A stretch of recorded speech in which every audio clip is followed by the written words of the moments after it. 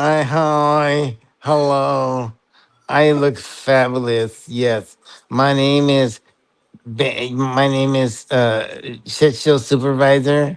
Yes, I yes. Look at that. Yes, see, I have a sign there says shit show supervisor, and I got so much America behind me too. And don't call me Francis. Oh yeah, don't call you Francis. All right, what's up, folks? Welcome to Foreign and Domestic. It is good to be here. With that being said, Alan, would you like to get us started off right, brother? Absolutely. Well, it helps if you turn the phone up on the device or turn the volume up on the device. Yeah. I pledge allegiance to the flag of the United States of America and to the republic for which it stands, one nation, under God, indivisible, with liberty and justice for all. Very nice. See, we nice. roll really high tech here at Foreign and Domestic. None of these, audio devices that you plug into your computer. Hell no. It just ruins the quality. How you doing, man?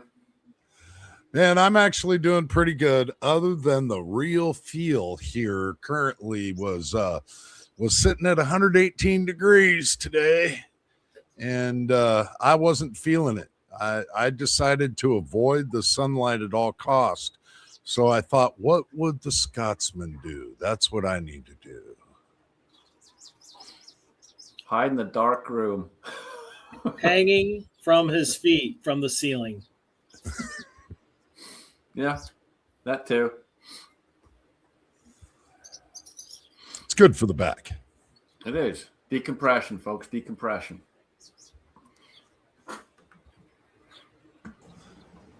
How was your week, man? And we didn't see you last week, so No. the last couple weeks been all right for you.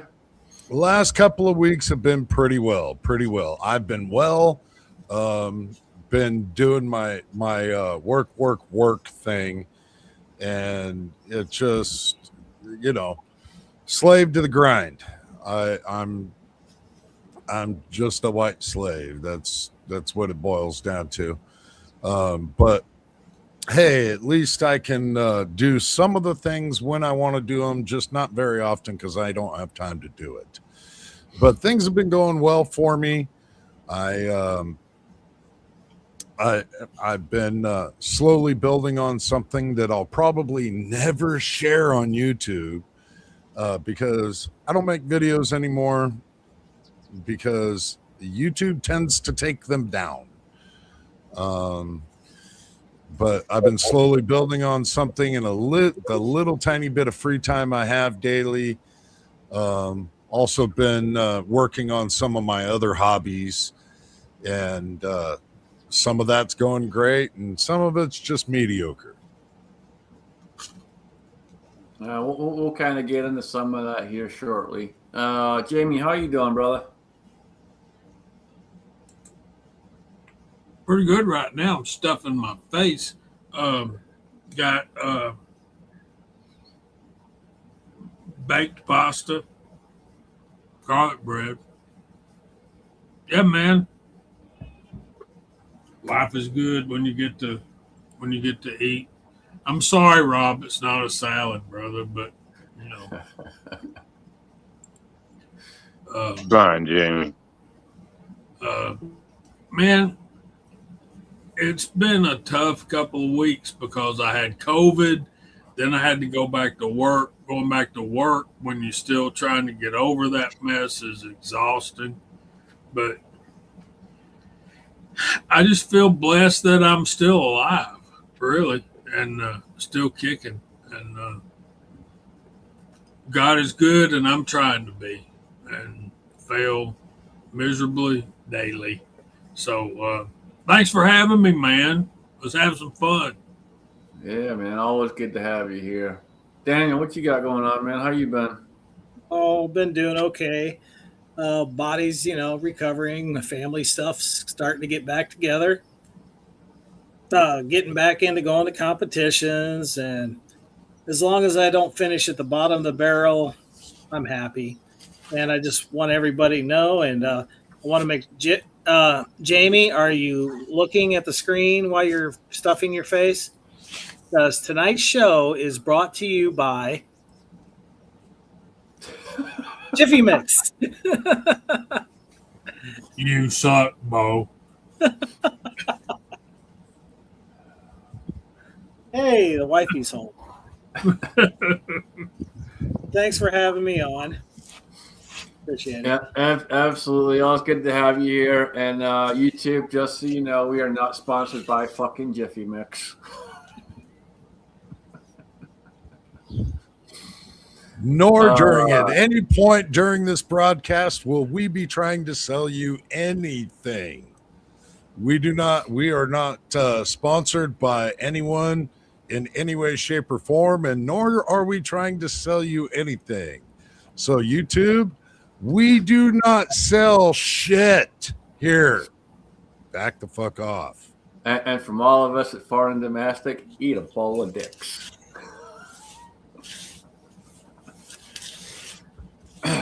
Battle Bean, how you doing, man? Man, that's just as bad as instant grits, bro. Jesus. Wait. All right. Yeah, you're right. Yeah, I know I'm right. You know I'm right. Man, just over here is hot in the West Coast too. It's balmy 100 today. Yeah, man, it's been good. I had to go see my doctor on Wednesday, and the nurse had the bright idea of saying, why don't you get 2 shots? One was my shingles, and the other one was for fucking pneumonia. Man, that thing fucked me up. I was like 2 days hurt, man. It just messed me up. So don't ever get 2 shots at once, guys.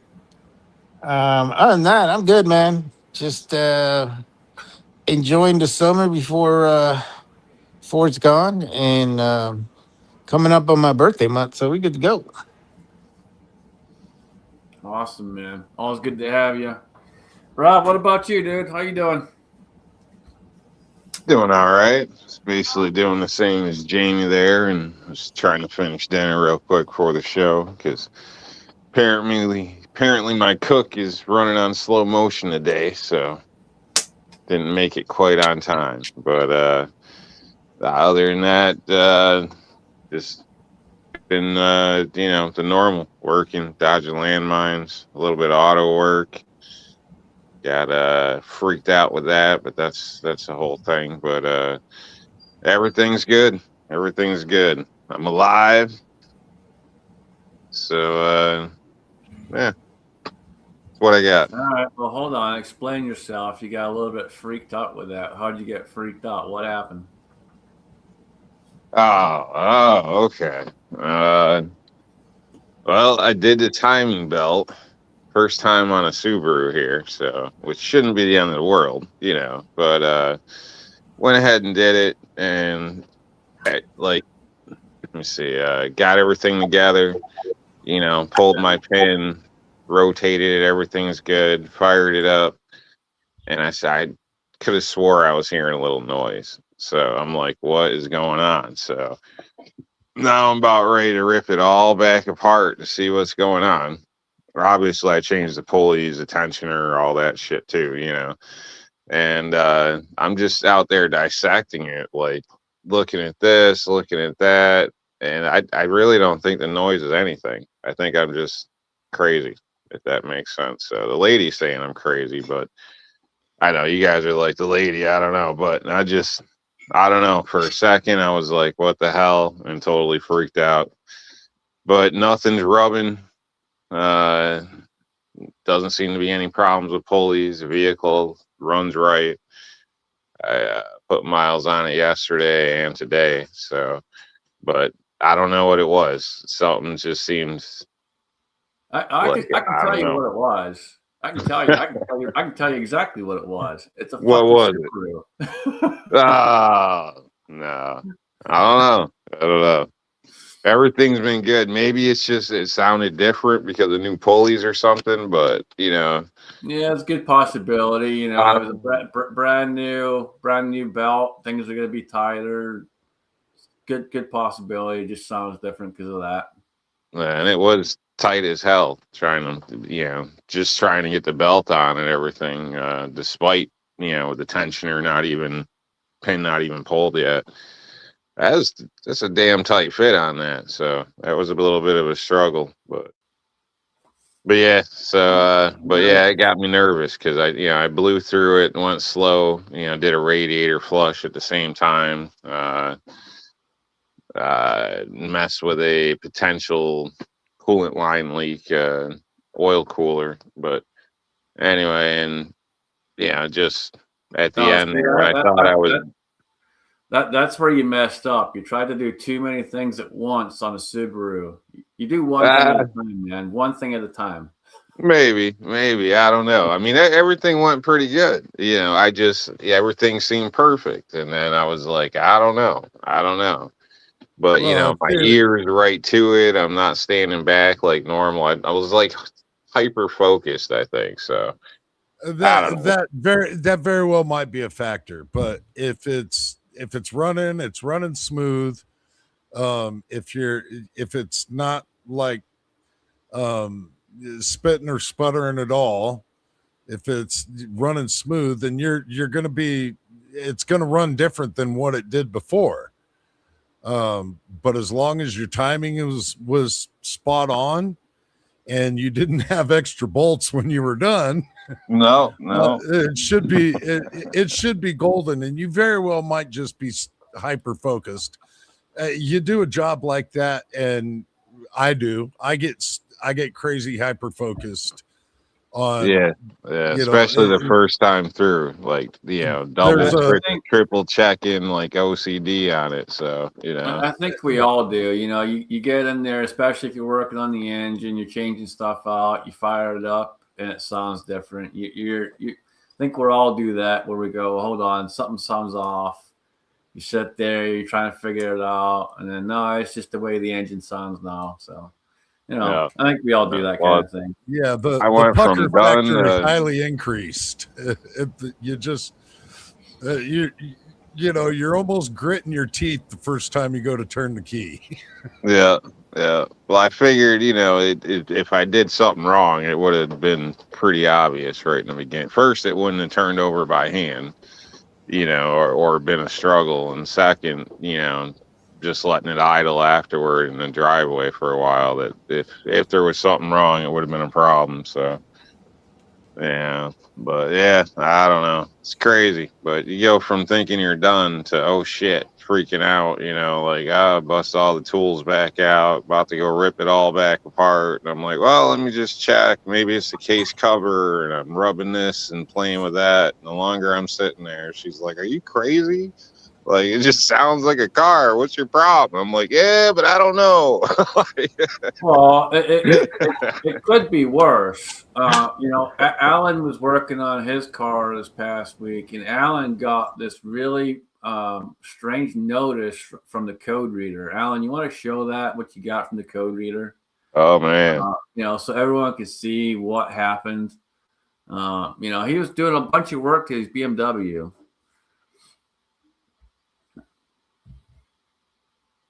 Oh, you're muted, Alan.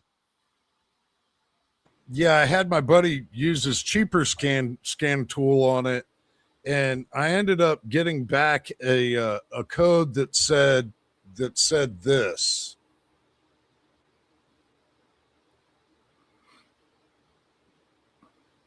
That's crazy. That's crazy. Yeah, so it could have been worse, man. It could be worse. Yeah, you saw the brand. I'm not on camera anymore. Yeah, we can see you, Jamie. Here's the thing. I had a buddy that had a one of those higher end rice burners. It wasn't a BMW. It was a Japanese bike. I think it was uh, Yamaha Venture, if y'all know what those are. Really big, nice touring bikes. And all of his friends in CMA, including me, had Harleys.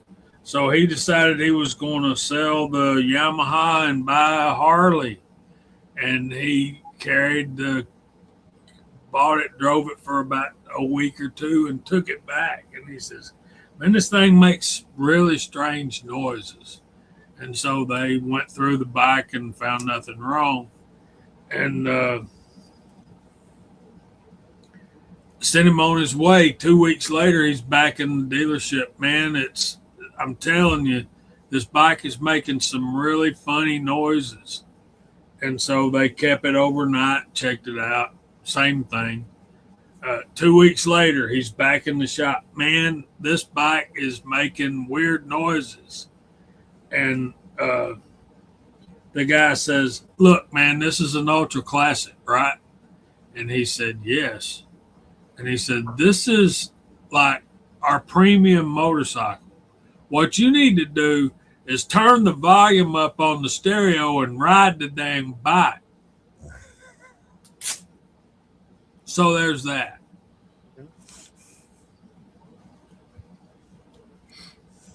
Some vehicles are going to make noise. Doesn't mean there's anything wrong with them. Harley, Jamie, your feed seems to have frozen your picture. We hear you just fine, though. Yeah, let me deal with this. I'll be right back.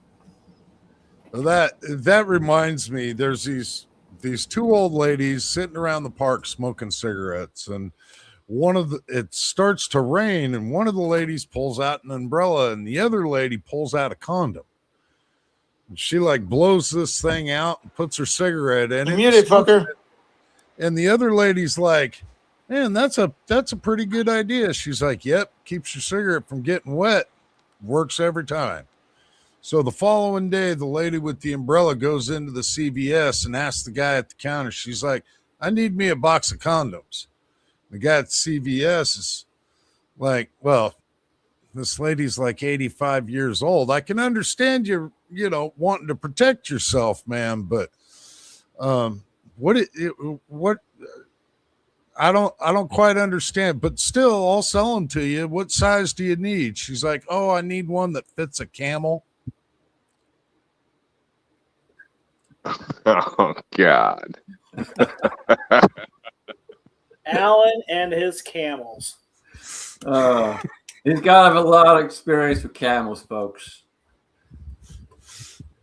Unfortunately, more than any man should. He's still got the dent to prove it. And there goes Jamie.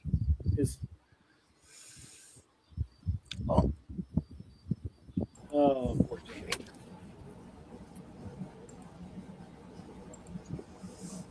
Yeah, Jamie's back. No, we lost a couple. And Mario's back.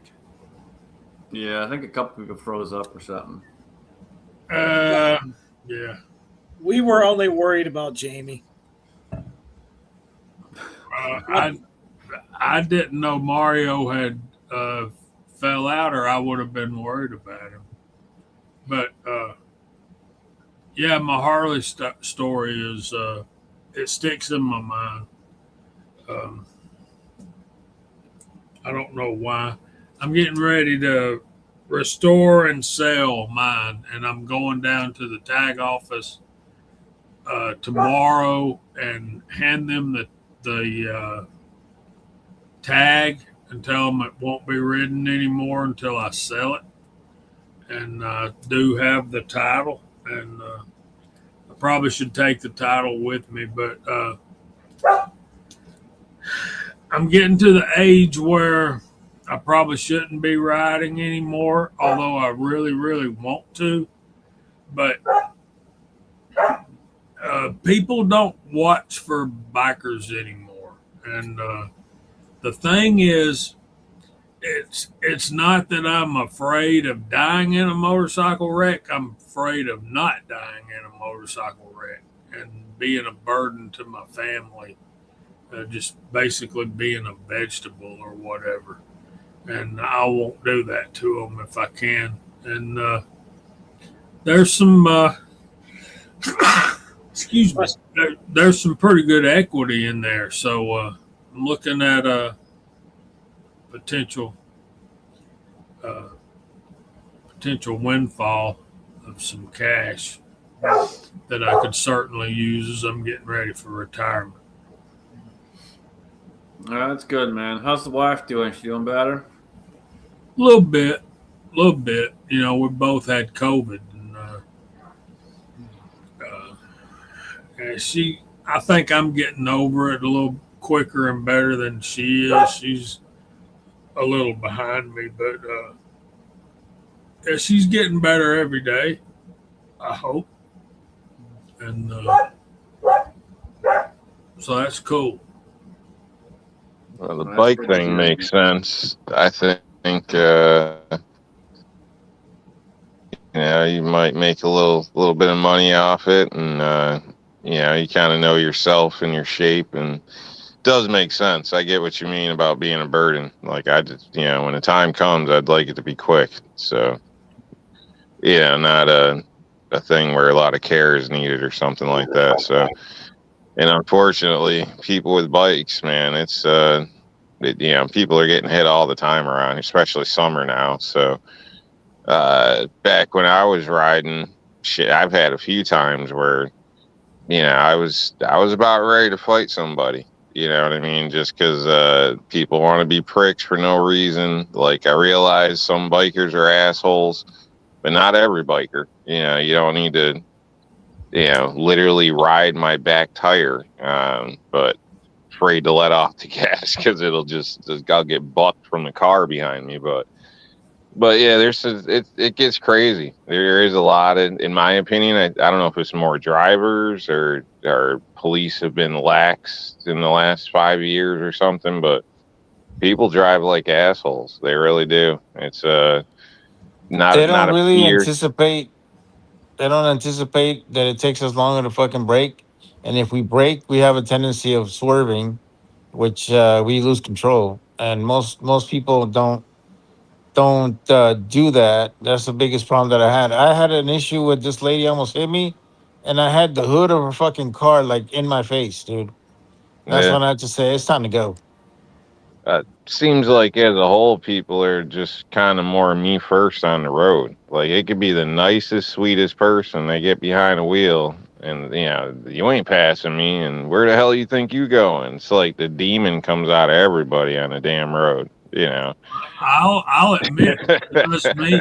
It does me, and particularly in my car, not on my bike, but and when I get in a car, yeah, man, I don't even know myself anymore. There's this thing called road rage that's real, and I think road rage is really predominant when you're in the car against bikers, and I don't understand why, because they are pretty much defenseless.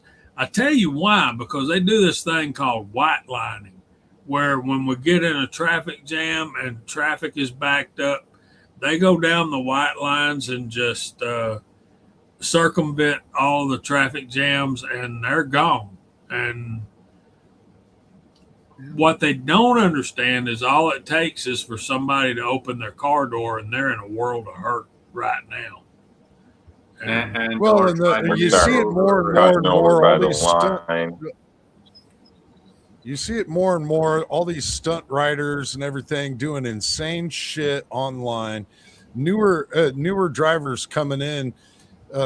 There's a number of factors for me. One, they see all these videos all the time of people doing really dumb stuff on bikes. I understand when you're an adrenaline seeker of doing things, but I mean, they're splitting lanes at 40, 50 miles an hour above traffic speed. And it's Yeah. See, those are the just, assholes though that kind of screw it up for everybody. Like, sorry, well, go ahead. to me, because of the amount of technology and vehicles and stuff nowadays, people rely way too heavily on the technology in their vehicles. They expect their vehicles to be the defensive driver, not them. Okay, well, Maybe. Jamie, at our age, there's only one thing we should be riding. And that's a jacuzzi. Yeah, I think people, at least for me, when I was riding bikes, there's time and place. Like there's stretches on the highway where friends and stuff, we'd open it up, but we're not bobbing and weaving through traffic or anything like that,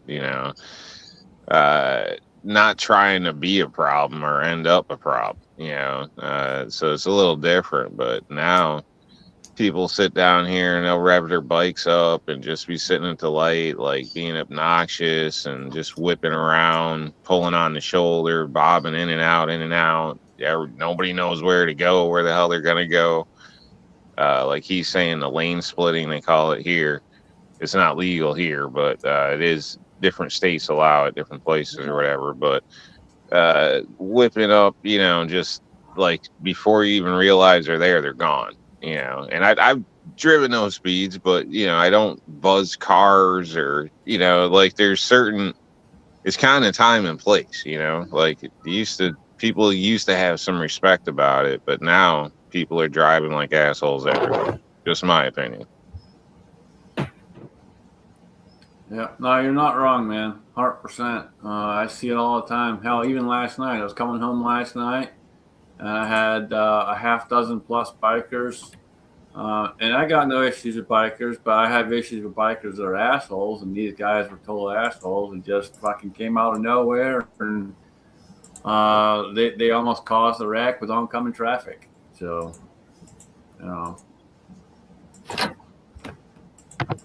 They give everyone else a bad name, man. Yeah, some of them. It's like the ego trip type guy or whatever. So I don't know. Well, and I've ridden before too. The level of defensive driving that you have to do on a bike is significantly higher than any vehicle that you're in. And so even at that,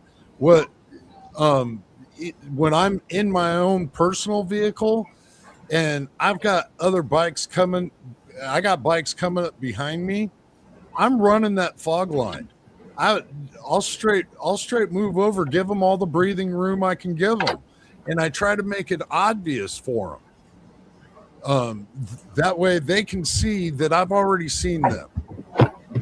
Yeah, they can just Because flip right by. I can't tell you how many defensive. You got to be on your toes when you're on two wheels. You have to be defensive as all get out because people don't see you. There was an accident here in Iowa where a gal ended up rear-ending a motorcycle, drove 5 miles with this guy and his bike being pushed in front of her car. She was just completely clueless, had no idea. That's crazy. This dude to a pulp. Wow. Drugs are a powerful thing. That's insane. Cocaine's Ladies a hell and of a drug. gentlemen, we have some royalty with us. Mr. Millsap Mike, what's going on, brother? Good to see you. No, not much. Finally had a Sunday night free. Been doing a lot of stuff with the kids the last year or so, so haven't had much time for YouTube. Yeah, totally understand, man. I'm glad you can be here with us. Family doing good? Yeah. Actually, part of the reason I'm in here, my wife and the kids are up in Nebraska right now at the in-laws, so I'm actually home alone. This was Missouri Valley Arms Collectors Association weekend here in Kansas City, so I had a display up, and that's basically the one good gun show here in Kansas City every year. So we had a bunch of people from our Millsap group show up and had a big shoot last night, although it was very sticky and humid. But I mean, we have a couple. We have a few machine gun owners in the group, so there's machine guns plus just a lot of cool guns out there that shoot last night. Awesome. Very cool, man. You do any pickups over this past weekend then? I've it's weird. I actually left there with less guns and more money, but I did pick up one good one where I traded 4 straight up. I did a French 7.5 millimeter display, and I actually picked up something for the display, LG 48, which is the Moss 36 with the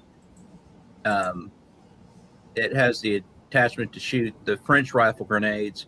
It's not the 3651 that had the NATO standard. The LG 48s are really hard to come by because once they made the 3651s, most of the LG 48s got converted back to Moss 36 without markings. The only ones in this country were the ones that went to Lebanon and made it back here through surplus. So I was lucky to be able to find that and add that to my display this weekend. Awesome, man. Very cool. Very cool. I saw you put up a couple of videos recently. I haven't had a chance to watch them, but I did see you put some up, and I'll get there eventually. But I saw you put a couple different ones up. I've I made them because I was doing the display at NVACA, and I like to put QR codes to any videos I have on the rifles there. Like I said, I haven't had much time for YouTube watching or posting. So, I got those out. Don't know if I'll get much more out this year or not because my daughter's softball will kick up here again here pretty soon. And that kind of runs our lives right now. Yeah. Oh, that's good, man. It's important to spend time with your family, so that's good.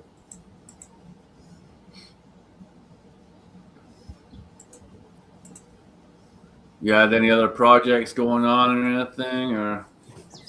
No, I really need to get out to my land and brush hog because I haven't been out there yet this summer. Flooded over a couple times this spring, and I'm sure it's a mess. I need to get the tractor and brush hog going and get out there. But besides that, no, it's either been work or kid stuff. Yeah. Work still going good for you? Oh, it's all right. I mean, company got crappier since there was a merger about 5 or 6 years ago, and the good old days are definitely over. Yeah, unfortunately, that tends to happen when companies either merge or get bought out.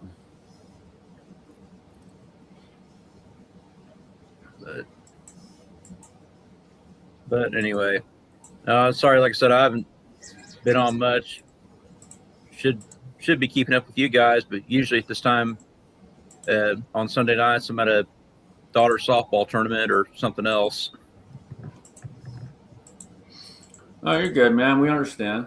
We're just glad to have you when you can be here. That's awesome. Glad you were able to join us tonight, man. That's awesome. Yeah, mostly due to me. We've been very sporadic as of late, tell you honestly. Are you guys been a little bit sporadic back and forth. So are you guys like sticking on a Scotsman channel, or are you alternating back and forth on channels? Or are you doing, I guess since YouTube does the collaboration thing, you could technically do it on both channels at once now, I think. Yeah, we stick on this channel just for consistency. But we, Alan's had a lot of stuff with work. He's been working a lot of hours. I had a little bit of health stuff here for a little bit. I've had, my health issues back and forth. So some weeks it's just been a little inconsistent. Well, and the original concept, 10 years ago or something now, was we were going to alternate channels. But then I had a little snafu with my channel name, and we decided let's just leave it on the Scotsman's channel. Yeah, we all remember Jan. Exactly right. Yep.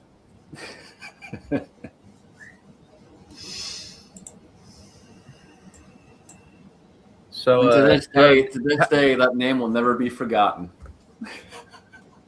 How did the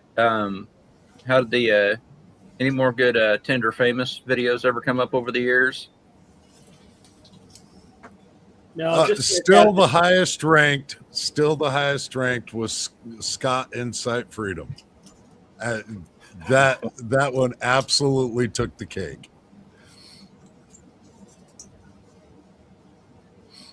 There's still multiple channels out there with various different names of them out there that pop in every now and then.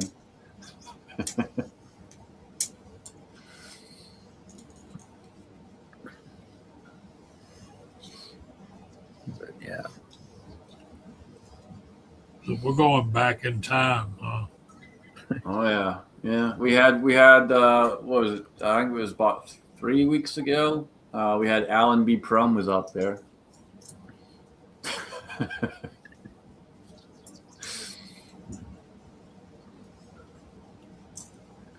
I seen Rich was out there on a side chat. Is he still around?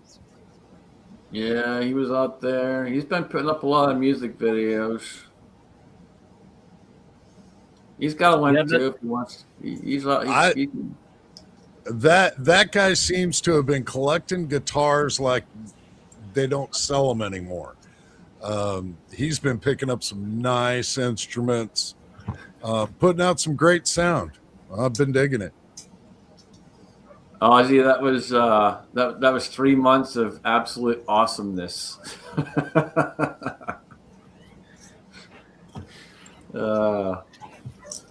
The videos, the memes, all the various posts. Yeah, that was awesome. Hey, Mike, I had a question for you. What do you think of the CMP releasing M14s? Hoping I can afford one. Hoping I can Yeah, I afford heard one. they're gonna be like freaking $4,000. I'm down. I'm not. I mean, I'm not down for that. That's too much money for a mill cert. Well, I kind of wish people would quit saying the 4,000 because they haven't set prices yet. But if they see people out there expecting it, that's what it might be. I mean, the problem is that it'll be the same thing that it is with the Grands or the 1911s. You get the people that'll buy their allotment, and then they'll put them on their tables at gun shows for double the price. So I'm hoping that, I'm just hoping to get one just to have one. I mean, I only got one of the 1911s just so I had it. Got that Remington Rand. I think that's the only thing I've ever gotten from the CMP. But if I have the cash when it comes out, I'll try to get one as long as it isn't too ridiculous. But I mean, I got my M1A, and I did pick up a Polytech M1A this weekend, but I have a Springfield and Polytech M1A, so don't know how much difference, except for it'll be an actual mill serp as opposed to commercial made variant.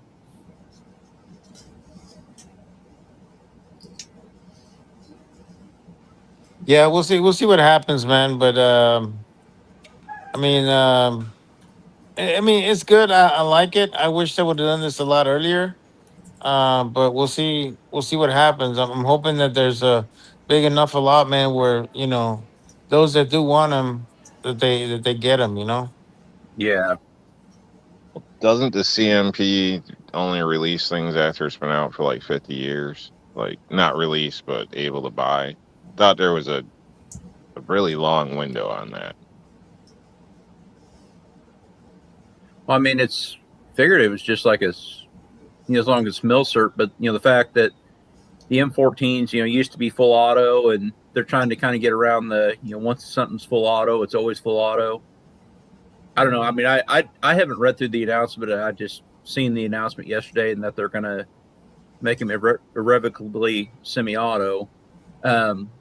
But I mean, that's the only way they're going to sell them. The thing that I do worry about a little bit is,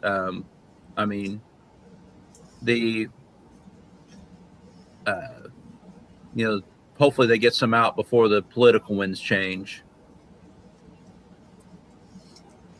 Yeah, for sure. Or I hope it doesn't happen like when the election is happening, because that'd be kind of crazy. Yeah, I would think they'd get it out before that. And typically, Rob, it just has to be a mill cert. There is a rule. I forget exactly how many years it is, but typically it's on imports. Okay. I remember hearing something about a rule with Yeah, it had to it's be so old typically or something like that. Yeah. it's I typically think just from it's the imports. bullshit that they're gonna permanently make them semi-auto and still throw potentially throw a 4K price at it because Yeah, I mean, those I'm things are gonna be beat to shit. Mario they're gonna probably be knows, they, but yeah, they're yeah. not gonna be like it ain't gonna show up like a new gun for anybody that No, don't it's know. not. It's not. No, and the thing about it is that most of those you can't shoot fucking modern ammunition. That's another thing too. You have to create your own fucking loads and shit like that, which is no problem. I already done that for my Garand. But Well, I mean, you you should be able to know, shoot regular 7.62 by 51. I mean, you can't shoot Hunter's 308 through it, but you should. I mean, there's a lot I of don't know. I'm hoping so. because I'm I mean, hoping so. I mean, there's still a ton of Milsurp 7.62 by 51 out there, Yeah. and it's still being produced new.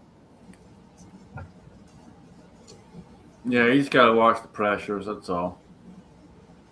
No, man, I already got an M1A. I'm good, shit. But you know, what I mean, I thought it was good. I thought it was definitely good that particular firearm is is starting to be part of the CMP. I really would like the M9s to be part of the CMP, but that's Exactly. maybe that's what I give a shit about because I almost got an Article 15 for not turning in my 9 mil when I came back from Iraq. I was like, nah, I want to keep it. I'll buy it. They're like, no, Yeah, no, you got to turn this shit in. Like, no, man, I want to keep it. So yeah, yeah. Hopefully they'll do the M9s Send for one the day, but equipment. Yeah, unfortunately, I'm kind of surprised that the M9s haven't been on there in a long. They should have been there a long time ago. You I talking mean, about the Berettas? yeah, the Berettas. they still aren't fully replaced, are they? I mean, the Well, I mean, they're there's still some units that have them, but majority majority of the army, even the National Guard, they all have the SIGs now. But I think there's still some units that still have the M9 for some reason. So you know,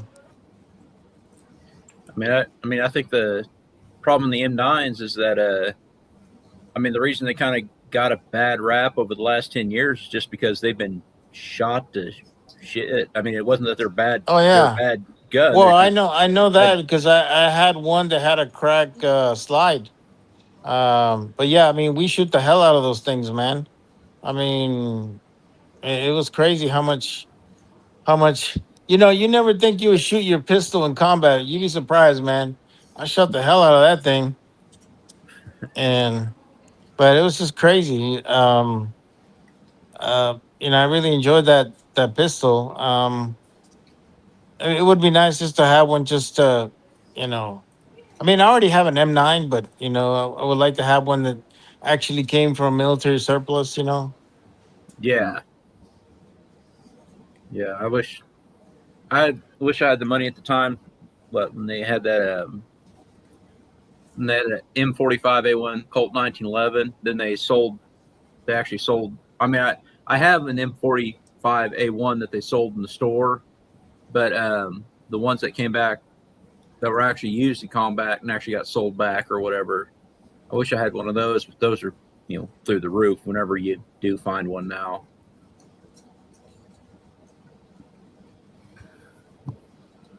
So this M14 is going to be a special case where, yeah, the rule of once a machine gun, always a machine gun thing. But apparently that's already been pushed through for the M14. And so, question for you, Mike: how much of a door does this open for the whole milsurp market?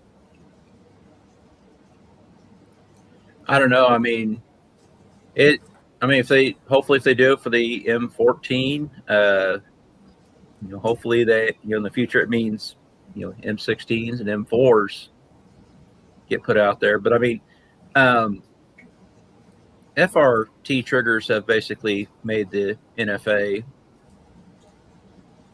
obsolete. I know people who have the money to make their stuff full auto, and they'll get the stamp for the short barrel, but they'll put an FRT trigger in it instead of making it actually full auto, even though they have an SOT.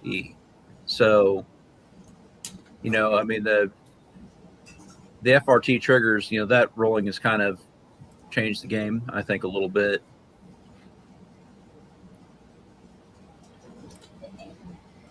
And I'm sure somebody will make one for the M14, even though it's crazy that, the M14 being full auto really wasn't functionally full auto. That's why France stuck with the Moss 49 variants. They found out that like when Britain went with the FAL and US the M14, it's like there's really no sense in basically a full power rifle being full auto, and they're like, we're okay with our semi-auto. Yeah, there isn't, bro. There isn't. It's an overkill, to be honest with you. Use a fully automatic machine gun, man. Unless you're like you have it mounted to a vehicle and you can really control the machine gun. I mean, if you're doing it like that, just with your shoulder, I mean, dude, I've shot the M16 full auto, man, and you can't control it, bro. And Yeah. it's Hold on, crazy. They, hold on. I they gotta say, disagree. I gotta disagree. If you're Arnold Schwarzenegger, you can control two of those at one freaking time, man. well, Yes, dude, he's shooting blanks. We probably don't even have half of the power of a And you 5.56. don't, and you never have to reload either. Yeah, I never had to reload either. That was great. Yeah, Well, man. technically, I think they You were took looking out. at it as a form of suppressive fire. So you're not necessarily you're trying to keep heads down more so than hit somebody for movement purposes usually. So I think that's what they use on it. But I personally agree. Plus, you'd be out of ammo so damn quick. Like you couldn't just run around with full auto all the time. You had to be careful with 3-round bursts, and a lot of people bitch about that. Although I liked 3-round bursts, I had a new rifle, and it worked fine. Yeah, Everybody's I like three got round burst different too. shit, but I like the burst. That's as far as I'd go, unless I was trying to stop a vehicle, like or I don't know, suppress a fire in a sense. So movement. Other than that, so maybe that's the line of thinking with the military with it. I don't really know. That's what I've been told, but I don't know. So it might not just accurate fire might not have really been the goal with that, and why they kept it in the rifles.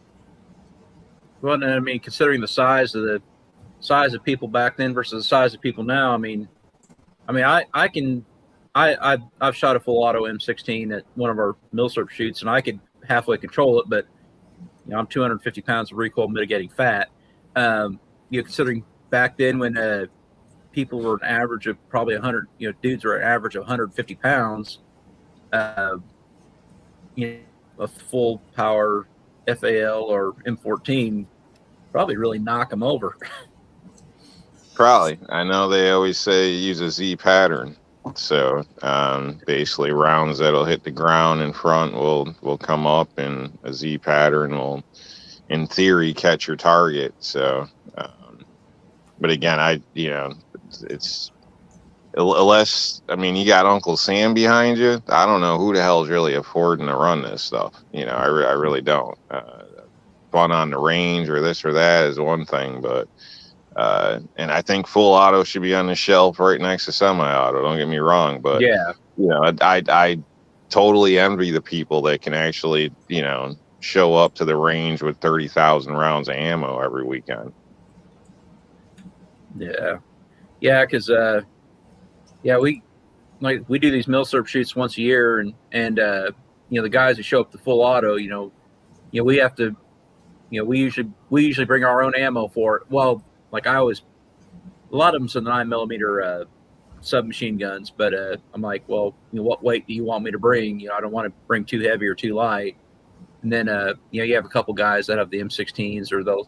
Like I said, there's one guy that's an SOT. There's a couple guys that are, basically childless doctors, so they got money to burn, and they bring a lot of cool. They bring a lot of cool full autos. Like last year, there was I think it was a Type 97 Japanese machine gun, and I don't know how he afforded to feed that because 7.7 Japanese ammo is high. Yeah, I was gonna say that's up there. That's pricey stuff. And even if you're reloading it, you got to find the brass. Well, one thing, one guy that's kind of in our group, he's the owner of Milsurp Munitions, and he makes a lot of Milsurp ammo. So I think a lot of that 7.7 probably, I think some of it came from him. But when you get to, I lack the mechanical ability to ever own a machine gun, because just seeing it on the range there that they are pretty damn finicky, especially when you start getting into the full size ones like that, a large machine gun or something like that. The sub guns like the Sten, tube, those are a little bit easier to mess with, but yeah, some of the big ones, I know I lack the mechanical ability to do anything, but yeah, especially those.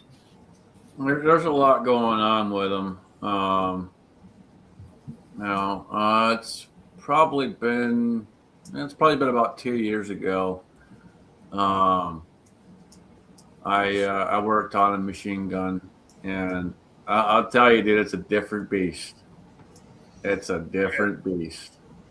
Yeah, I spent a weekend with a PPS H-42 one time. Those drum magazines are insane, man. They are so finicky. You're absolutely correct. And one thing I'd like to see from CMP would be the Thompsons. Am I just talking out my backside, or that's never going to happen? Those are fun to shoot, I think. I think they're real fun because they're real heavy. Like bench shoot, yeah, they're awesome. But I don't know about lugging one of them sons of bitches around. Yeah, that takes me back to something Mike said earlier about the size of the guys. Y'all remember during World War II, we got, this is going to take me a minute, so hear me out. We got 19, 18, 20-year-old, 21-year-old kids weighing anywhere from, let's say, 140 to 210 pounds, lugging around Miracle Grow grand all day, shooting 30-06. Some of them, I think a lot more of them had 1903s and 1914s. But the thing is, and I watched a video earlier today, a lot of these loads, like let's take 4570 for example, one of that guy's favorite rounds. There's 3 distinct loadings for 4570. One is the trapdoor loading. One is for I forget what the second one is, and then you got them for basically the modern weapons, the bolt guns and the lever actions, and they're distinctly different. If you put full pressure 4570 modern loading in a trap door, you won't blow it up. I think, and when we look at 30-06 load data, we also see the data for the M1 Garand, and then we see the modern bolt gun version of the load. And I think there's a lot of that's going on in several different platforms that we don't necessarily see. I mean, we obviously know that there's a slight difference between 7.62 by 51 and 308 Winchester. Same with 223 Remington and 5.56 NATO. there's differences in these loadings and the pressure that these cartridges are generating. And I think a lot of the time kind of um, we kind of forget that.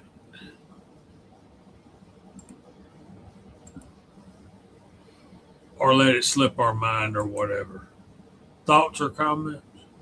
Yeah, I don't think you're wrong there. I think a lot of times people get complacent, and just run with what they think they can run. And I've seen it happen before in the past. People coming into the store and you have to explain to them the differences. Some people get it, some people don't. Yeah, like somebody walks up to you, you're working at a gun store, and they say, I need some 4570, and you immediately respond with, well, what gun are you going to be shooting it in? And they're mind melts. Oh yeah. You're asking what it's for, and they don't. They're kind of took away for a second for sure. We lost Mike. Yeah. Maybe he'll be back. Well, Jamie, I just sent you a photo of something I had in my hands yesterday. I don't even know where my phone is. Well, I sent it to Jason too. Because you brought up the whole thing about a Thompson. About a what? Thompson. Oh. Yeah, they're heavy.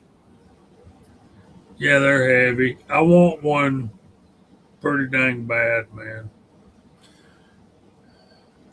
So the thing with the Thompsons there, they've got Auto Ordnance has, and it's basically car arms. Car arms owns Auto Ordnance, but Auto Ordnance has the replica, and that's put a big kind of a bad taste in the mouth of a lot of people because they've had a lot of issues with those replicas.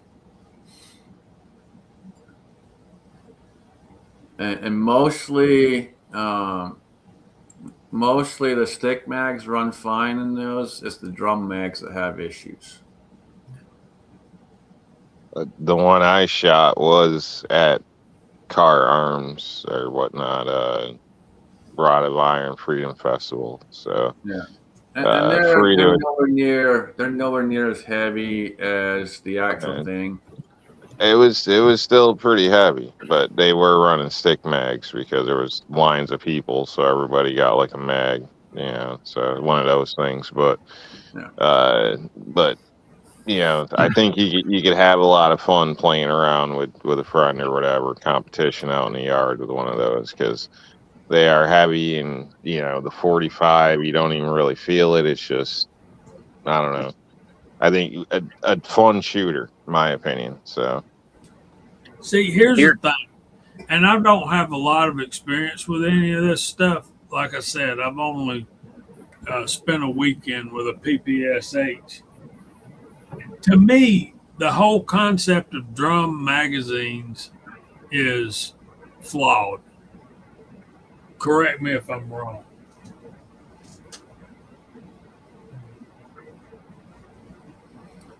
I think a lot of them have issues. Some run okay. It seems like they took a long time for there to be dependable drum mags, is what it seems like. They've been around for a long time in a sense, but I guess the same style, bigger in some cases. But I think it's something to do with the spring, the tension. I mean, Well, and you got to do that. You got to twist that thing in there. I mean, the fins on the Swami, I think they had the drum magazine, but I think that I can't remember if they liked the coffin mag, because they had a 30 round, or I think a 32 round stick mag, a 60 round coffin mag, and then the drum I think held 75 rounds, and I think most of them used the coffin mag when they could. I think they've always been fussy, but it's probably, any dirt or anything gets in there, you got tension problems and a lot of rounds. I don't know. when you got to open it up and everything can just fly out of them too. So Yeah, it's just, they're a disaster. If you have to open one up, they're a disaster to work on. yeah. I but personally would prefer to avoid them. before my internet kicked me off, he's talking about the different loads.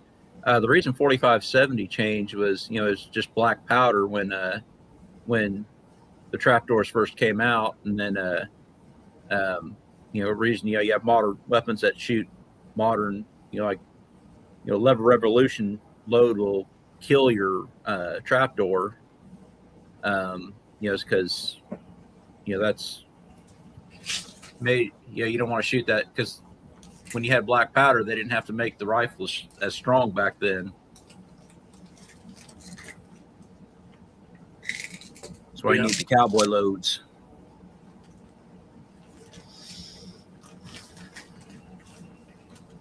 But yeah, there's something to be said for heavy and slow, like your 45 ACP and your 4570s. The concept was 4570 don't have to expand because it's already almost a half an inch in diameter, right? But I mean, like you look at World War II. I mean, the U.S. used 45 ACP, but like the Tokarov, like I almost enjoy shooting a Tokarov more than I do a 1911. I mean, maybe it makes me a commie bastard, but 9x18. No, the 7.62 by 25. Okay. But that's an awesome round. When you're shooting through a lot of layers of clothes, like the Soviets were at the Germans, because it was all winter, that was probably a better round for that than 45 ACP.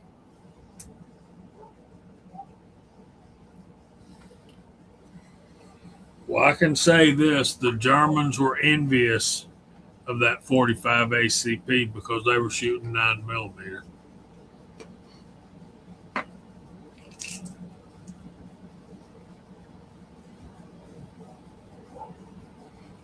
I don't know. Yeah, but I if it came to lugging one around, though, man, I'm not sure I would have wanted to lug a Thompson around.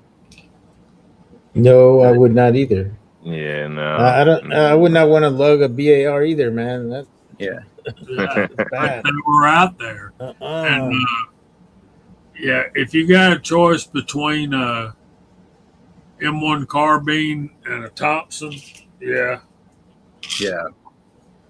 that's a no-brainer, right? Yeah. Well, and I mean, like even if you wanted to choose between a Thompson and maybe an MP40 or a PPSH, I know the other two are a little bit lighter to lug around. Man, but MP40s are so sweet, bro. I would love to have done one of those suckers, man. See, now at one of our shoots, there's a guy, he had a PPSH that the Germans had. The Germans had converted to 9mm, so his PPSH shot 9mm, which is kind of convenient because you don't want to go through a bunch of Tokarov ammo. It was weird. I was in Germany. I was training the Danish recon platoon. The Danish recon platoon had MG42s, bro. I was like, yo, I need to shoot this thing, man, before we go. So yeah, once we finished our exercise, I got to shoot a belt, man. I can see why we copy the heck out of that machine gun, because that machine gun is like it's I don't know how to really describe it. It's kind of like a saw with bullets, bro. It just cuts down everything. It's super accurate. It is amazing. Wasn't the grease gun just modeled right after the MP40? Just put in 45 cal? Tube. It was our version of tube. Yeah, but the grease gun wasn't that accurate though, right? Well, none of the tubes were really accurate. Like the Sten definitely wasn't. Just try to throw a lot of lead in an area. think they were initially produced to just to be as cheap as possible. Put Yeah. out as many as they can. Yeah, I mean that was the point of most of the tubes. I mean, as soon as World War II ended, the British replaced the Sten. I'm pretty sure we didn't. I don't think we used the grease guns much after that. But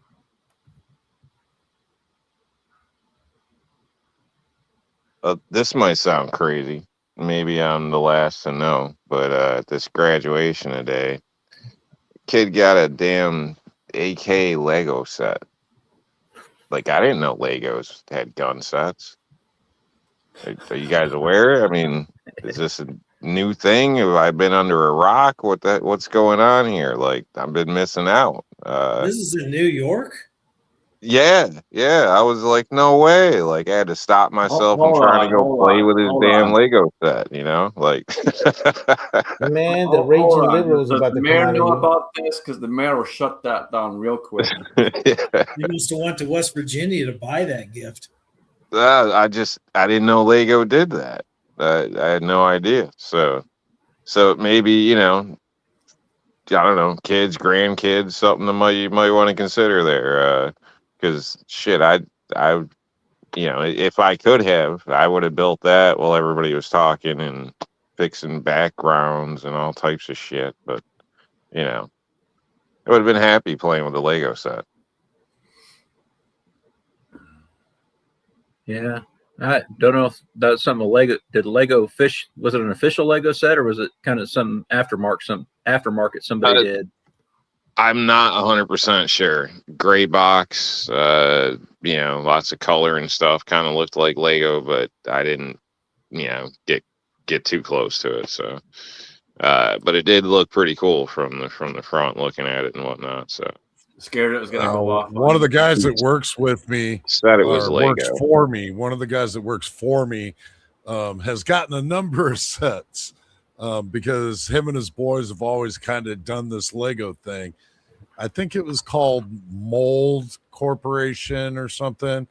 You can get all kinds of different guns, but it's essentially just like Legos. And you can build all kinds of different things, from revolvers to semi-auto pistols to M16s to sniper rifles. Yeah, I think it's called Mold Corp or something. They're not it's not like registered Lego, but Okay. yeah. So some of the stuff legit. they got half an arsenal of these build your own kind of Lego guns. It's cool. Surprised Lego hasn't sued them.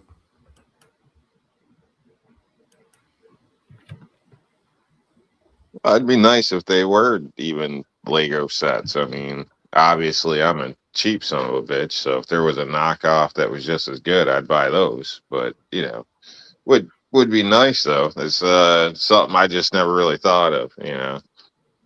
This fool buying that shit from the sweat lady down the corner and shit.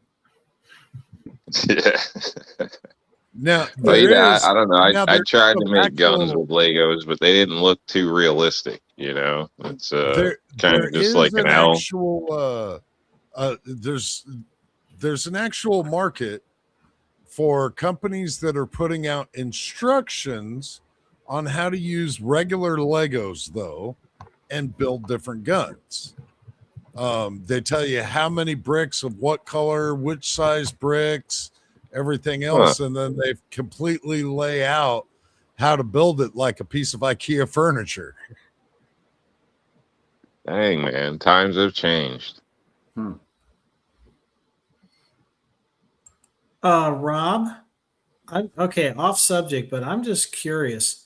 Have you been affected by this whole lettuce problem our country's been going through here in the last couple of weeks? Not really. I roll the dice, still eat salad. I will say we've slowed down a little bit because the store's been kind of wiped out at a couple points. So I don't know if they were pulling salad off the shelves or delivery slowed or if there was a hold up in the chain. So, but now I've survived. Yeah, I got hit by the tick as well, like a week and a half now. I might have brought it up last show. I don't know, but I'm still able to eat meat too. So I'm still kicking ass both ways there. Okay, the world just wanted to know. Yeah, I've been spraying myself with off like crazy if I go anywhere where I have a chance of getting bit because I don't want that. I mean, I still got probably 2.5 deer in the freezer that we need to eat. So Yeah. Well, I was just where you couldn't eat meat at all like that, red meat, like I'd go nuts. But it's just they're if everywhere, you're really. So if it you're in New doesn't York matter. though, do you have Lone Star ticks? Because I mean, it's only Uh, the Lone Star ticks that I don't 100% know all the species we have, but we got a few of them, so I know because that. it's the tick with the spot on the back that has that alpha gal Okay. syndrome And I or know that there's gives that. others that have like Lyme disease. They just did a study at the college, like here, and they're saying 1 out of 3 are, yeah, I believe 1 out of 3 tested positive for that Lyme disease crap too. So just seems like, you got to be so careful about all of it now. Yeah, you gotta be careful out there, especially if you're out working in the yard or whatever. It's you get in that long grass and they're everywhere. Luckily, our backyard I don't have to worry too much about because the chickens take care of any chiggers or bugs in the backyard. Now, when I get outside the Right. privacy fence area, that's where I have to worry because I think they all hang.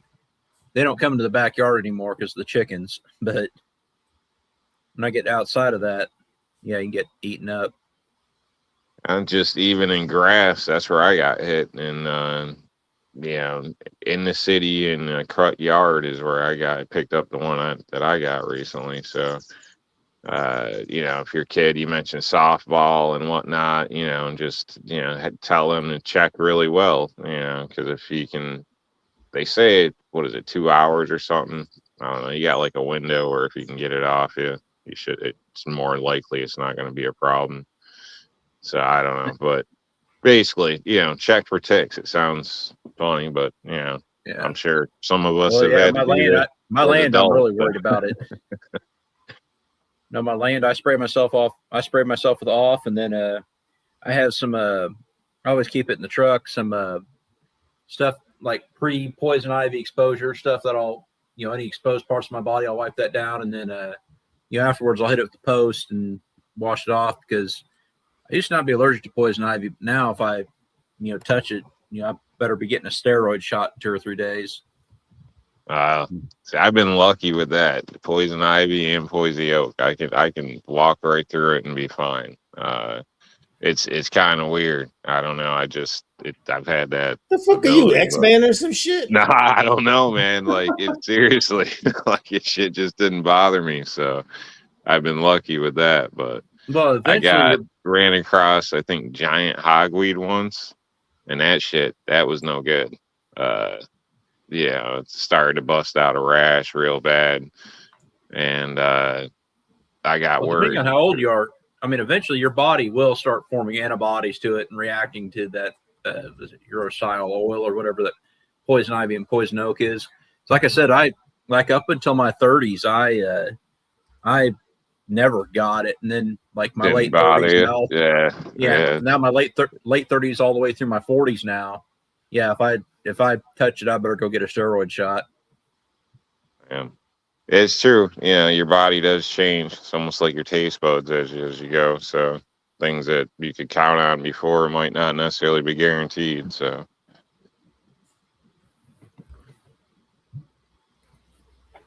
nope, I survived, happily survived. Still eating steak. I just ate steak for dinner and had some vegetables, no salad, but potatoes, onions, cauliflower, broccoli, all baked.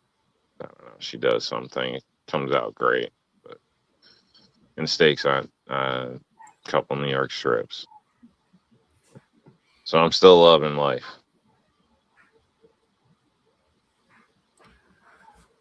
That's good, man. I'm glad that tick doesn't affect you any. Me too, man. Because this would be like a crazy, crazy thing right now. You would have been reading about me on the news beating on some rich people's house. I'd be trying to hop the fences and go track down Bill Gates or whoever's behind this tick shit. Yeah, And it's Bill. you know, So would have Bill. been another crazy guy got shot on a rich dude's lawn. So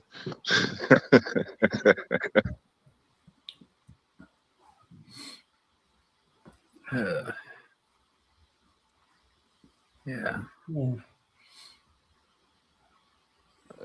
seems they say the Lyme disease had to do with government screw up. Supposedly that's proven, not even debatable now. I don't know, you know, if that's truly the case, but now you know you got people dropping boxes of ticks on people's property on video, and supposedly they're good ticks. They're supposed to fight the bad ticks, but how do you know? Yeah, and then the next thing you know, people can't eat meat with ticks. You might get Lyme disease, and now the food's poisoned. It's like, I don't know, man. I'm starting to get worried. Like, seems like we're kind of fucking up on a lot of levels here. No, it's there's plenty of evidence out there that Bill's behind a lot of this shit. If you actually go and do your research, and I encourage people always to go do your research, but there's plenty of patents out there for a lot of this shit.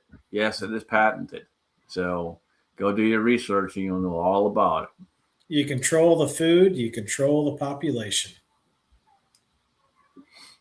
Well, there's also Scary, man. there's also like there's also the Facebook FUD lore that they always talk about. Don't kill possums. They eat 5,000 ticks. Well, if you're in an area where there's a lot of turkeys, possums eat turkey eggs.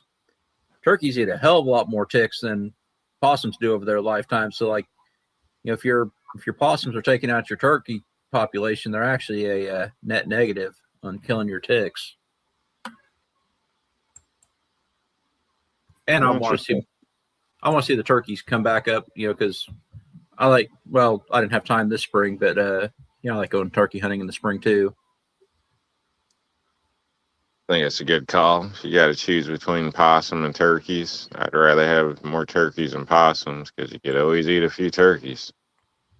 That's amazing because a couple of years ago, a disease went through all the turkey populations around here and it drastically reduced them.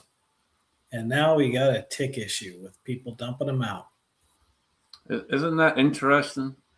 No accusations, but something to think about.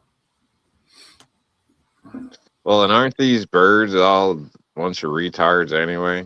Like, not to sound bad, but like they're damn near genetic clones. By the time it hits the package, they're all the perfect size. You're talking can't even run domesticated. around. Like, Domesticated are brain dead. I mean, it just seems like it's probably bad, not the best for you. The wild turkeys, that's why you got to go out when they're horny, basically, and just try to sound like a slutty hen. I mean, try to sound like a slutty hen, have them come to you and shoot them in the face. But I mean, the thing around here, thing that kind of killed the turkey population around here was just, it was improper management. I mean, I know like in Nebraska, they were making so much money from out of state tags that kind of decimated their turkey population. Now they finally made it so out of state people can't hunt there. But like Missouri still lets you get 2 toms a year, which I think is a mistake. Kansas only lets you, they went down to 1 tom a year here about 6 years ago.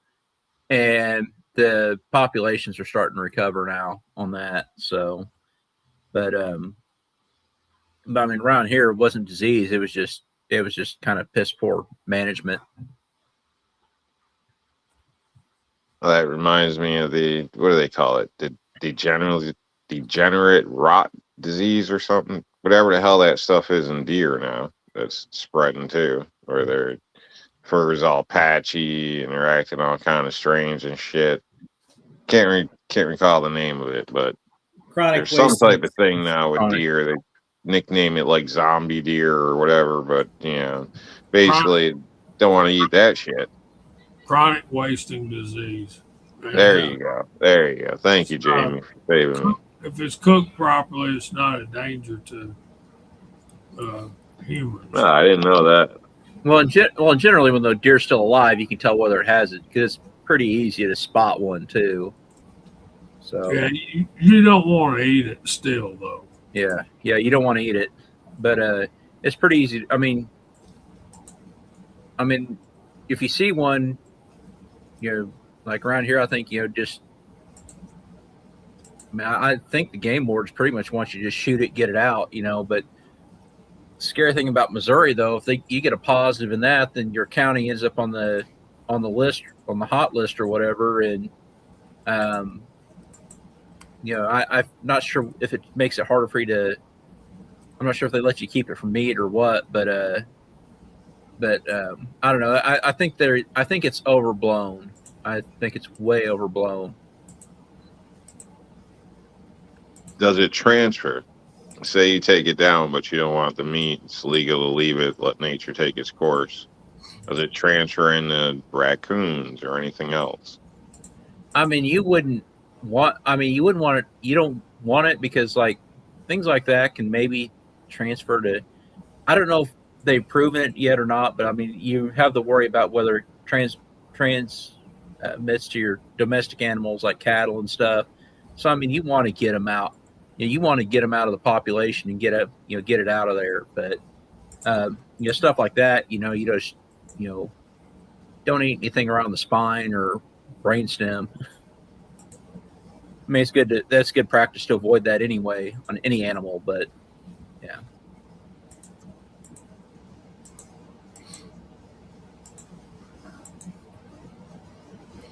So Hobbies Hobos out there, he says it's unlimited in Canada all year long.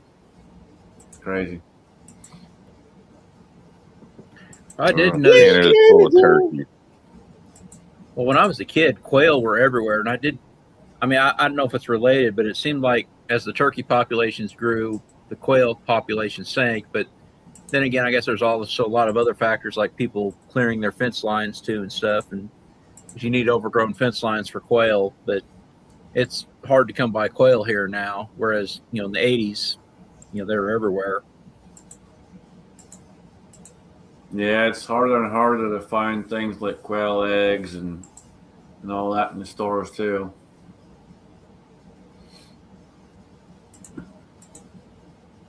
No, we got chickens in the backyard, so we don't really have to worry about buying eggs.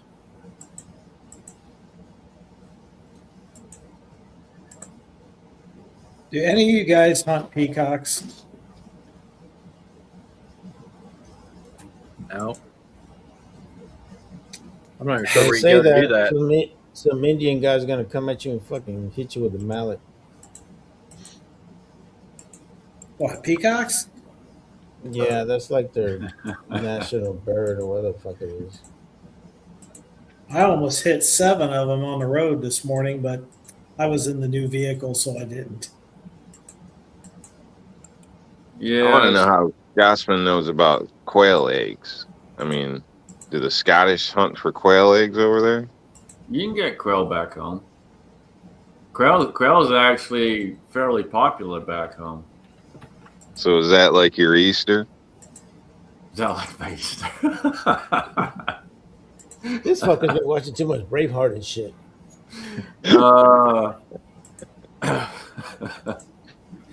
Ostrich is good, Pops. I love ostrich. Ostrich meat's really good. If you've never had ostrich, folks, go out and get you some ostrich. It's really fucking good. And cooking You them. hunt those by the eggs throwing are poles at them? phenomenal. Ostrich and emu eggs, man, they're yay big around. It's some of the fluffiest, tastiest eggs ever. Love it.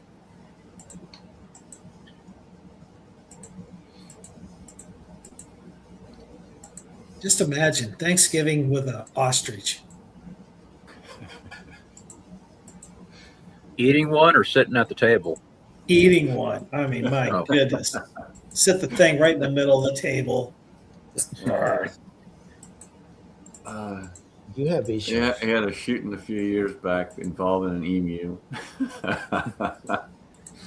Crazy. Oh, they're both really vile birds. They're just absolutely horrible, but they're delicious. Oh, they are. They're freaking delicious for sure.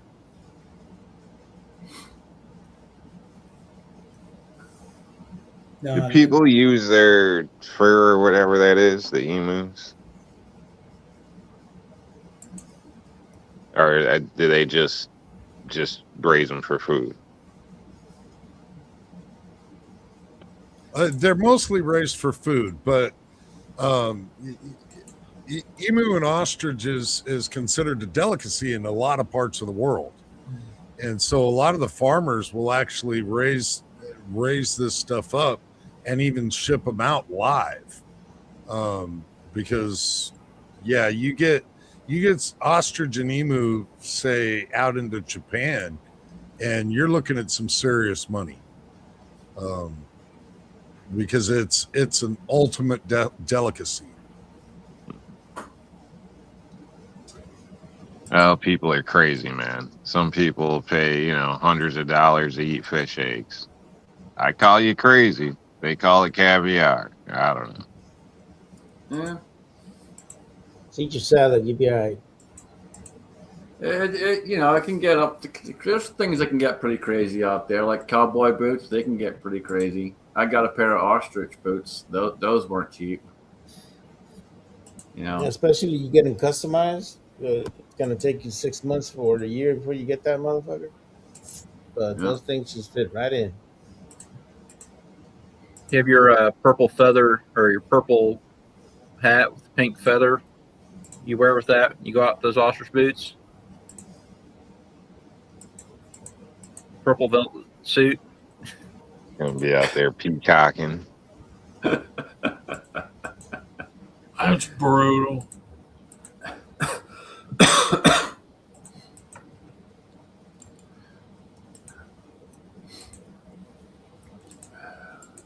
Those boots weren't cheap, but they are the most comfortable pair of boots I own. They are so ridiculously comfortable.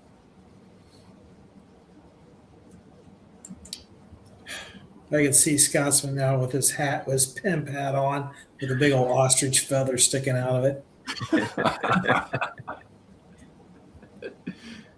Don't be jealous of my pimp game.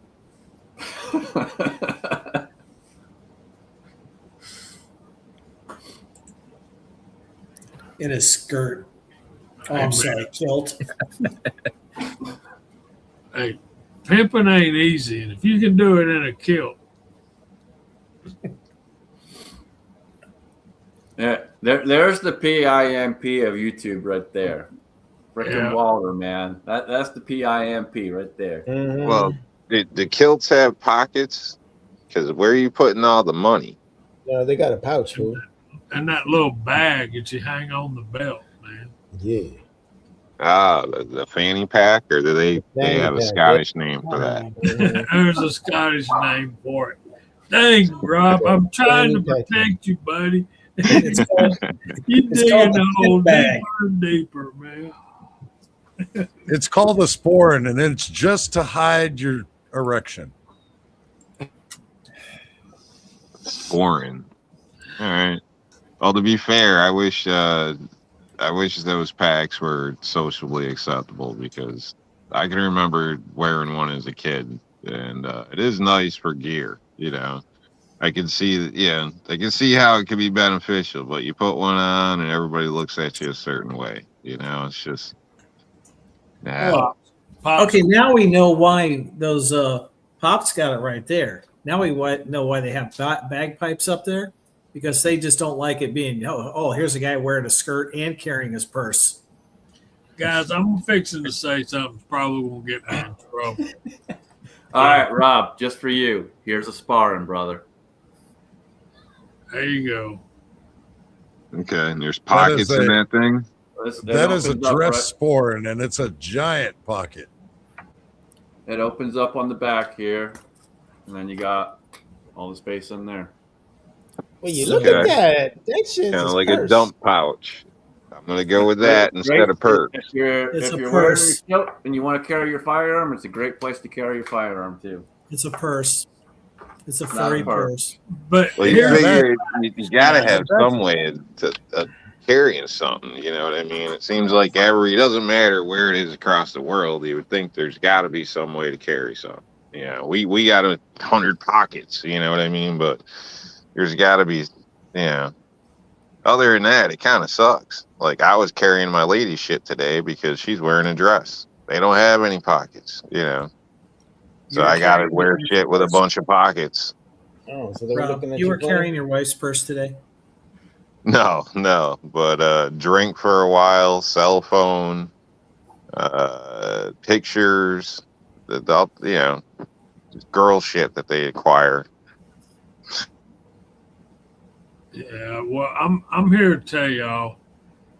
Pops Quest says the dollars goes in the bagpipes, and I play a little bit. So, in my opinion, and it's totally my opinion, y'all can trash me if you want. The two most hideous instruments in the world are a soprano saxophone and bagpipes. Not necessarily in that order. So, You don't like Kenny G? yeah, Man, I Kenny thought G, you would bro. have been You a don't like Kenny G guy, you don't man. like No. smooth jazz, bro. That's what it is. oh man, no. Jamie has Man, too that is much some smooth testosterone, elevator like music. Kenny G. Yeah. No. So Jamie, if you're ranking instruments, where does the didgeridoo fall in? I'm not familiar with that one. You got a picture of it? It's the long tube that they do cylindrical breathing with. It's it's an instrument worldwide, but Australians and Africans are kind of known for didgeridoos, and you kind of blow it like a trumpet, but you have to do cylindrical breathing in order to continue notes coming out of it. Shit, that's too much work, man. I That think does make that's sense. what you. That would be one step below a tuba, in my opinion. No, those things sound cool. I mean, I like the way they sound. They What do. about- Especially when they put it. What about a spoon, Jamie? Jamie might be close to some of these spoon people. I mean, I don't know about you guys, but yeah, I seen this lady playing a spoon on her leg on her front porch, and I gotta say, it sounded pretty damn good. You know, she didn't have shoes on. It was overalls. It was probably, I'm guessing, in Jamie's neck of the woods. Dang, Rob. Actually, Well, hey, man. my Well, I mean, granddad. there's Spoon Man by Soundgarden, and there's a lot of there's a whole section of that song where it's spoons playing. So Well, my granddad played There the you go. spoons and the saw. You know those Okay. old Yep. saws? Yeah, You can yeah. actually bend that thing and hit it with a spoon or a hammer, and Yep, somebody'd be a washboard and some type of tambourine or something. It sounds crazy, but it doesn't sound bad. And if you're putting yourself back in the day, what else you doing in the evening on the front porch? So Well, I don't know, man. my grandmother played the washboard, and And everybody's outside because this is long before AC was a normal thing. right, yeah. That's why porches are disappearing in America. They want you plugged in and addicted to your AC. They want you addicted to their social media so they can pump you full of ads and make money. And brainwash you. Well, they want you brainwashed and stupid. That's what they want. Yeah, but mainly they want to pump you full of ads and make money from the advertisers.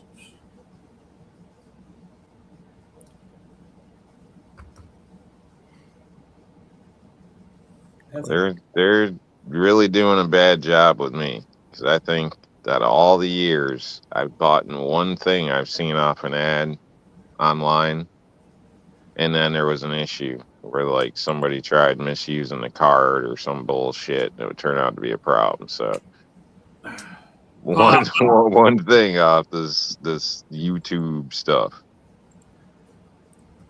Pop, Boy, I this want a woman knows how to banjo blow. so bad I can taste it, man. I really, really, really want a banjo.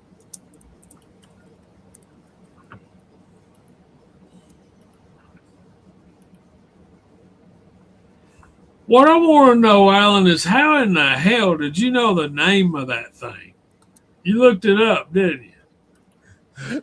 No, I own 3 of them. What's the color purple? Oh, man, get real. Break us out. Break us off a piece of something. Come on, I play don't- one for us. I don't have one here, but I do have a banjo here. You've been holding out on us, Alan. Break us off some Foggy Mountain Breakdown. If you're a banjo player, you got to play Bang, bang, Foggy bang, bang, Mountain bang. There's a little Funky Mountain. It's a 13-minute song. And I don't know how to play a banjo. I do own one, but I don't know how to play it. Yeah. I did go down a Glenn Campbell, Jerry Reed, and Roy Clark rabbit hole here a while back, and man, I wish those 3 could have got together and like just made a metal song.